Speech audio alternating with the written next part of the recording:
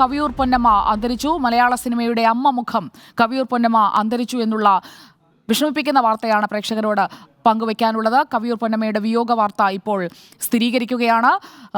അവർ ചികിത്സയിലായിരുന്നു. കവിയൂർ പൊന്നമ്മയുടെ വിയോഗം സ്വകാര്യ ആശുപത്രിയിൽ, കൊച്ചിയിലെ സ്വകാര്യ ആശുപത്രിയിൽ ചികിത്സയിലായിരുന്നു. വാർദ്ധക്യസഹജമായ അസുഖങ്ങൾ ഉണ്ടായിരുന്നു. അതേ തുടർന്ന് ചികിത്സയിൽ പ്രവേശിപ്പിച്ചിരുന്ന കവിയൂർ പൊന്നമ്മയുടെ അന്ത്യം ഇപ്പോൾ സ്ഥിരീകരിച്ചിരിക്കുകയാണ്. അതിൻ്റെ വിവരങ്ങളിലേക്ക് നമുക്ക് വരാം.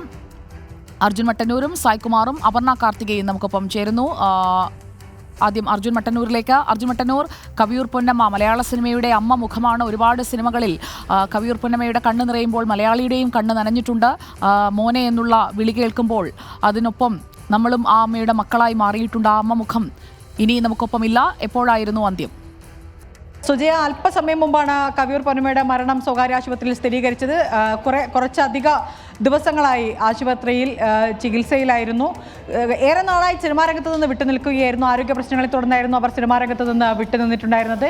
700-ലധികം ചലച്ചിത്രങ്ങളിൽ അമ്മവേഷങ്ങളിൽ തന്നെ അഭിനയിച്ചു എന്നുള്ളതൊരു റെക്കോർഡ് കൂടി കവിയൂർ പൊന്നമ്മയുടെ പേരിലുണ്ട്. മലയാളത്തിലെ ഇന്ന് നിലനിൽക്കുന്ന മിക്ക താരങ്ങളുടെയും അമ്മവേഷങ്ങളിൽ തിളങ്ങി നിന്ന താരം കൂടിയായിരുന്നു കവിയൂർ പൊന്നമ്മ.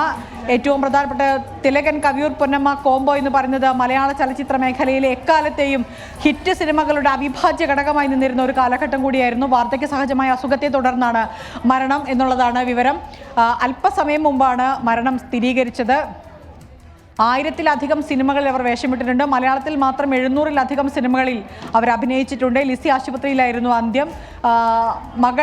ഏകമകൾ ബിന്ദു എത്തിയതിന് ശേഷമാണ് മരണം സ്ഥിരീകരിച്ചത് എന്നാണ് ഔദ്യോഗികമായി ലഭിക്കുന്ന വിവരം.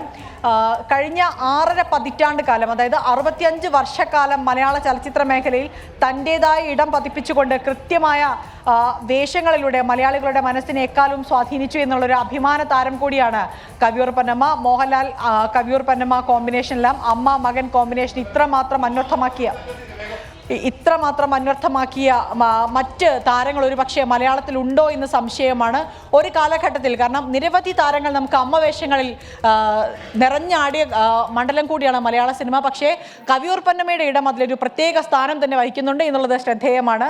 തീർച്ചയായും അപർണ കാർത്തിക, ആ നെറ്റിയിലെ ആ വലിയ വട്ടപ്പൊട്ട്, ആ ഒരു അമ്മ മുഖം, മലയാള സിനിമയിൽ അമ്മവേഷങ്ങളിൽ ഒരുപാട് പേർ വന്നിട്ടുണ്ടെങ്കിലും നാടകത്തിലൂടെ സിനിമയിലേക്ക് എത്തിയ കവിയൂർ പൊന്നമ്മ എന്ന അമ്മയുടെ മാറ്റ് അതല്പം കൂടുതൽ തന്നെയായിരുന്നു. പത്തനംതിട്ടയിലെ കവിയൂരിൽ 1945 സെപ്റ്റംബർ 10 ജനിച്ച് 14 വയസ്സ് മുതൽ കലാരംഗത്ത് സജീവമായി ഉണ്ടായിരുന്ന മലയാളത്തിന്റെ അമ്മ മുഖമാണ്. സത്യന്റെയും മധുവിന്റെയും ഒക്കെ അമ്മയായി വേഷമിട്ടത് 20-ാം വയസ്സിലാണ്.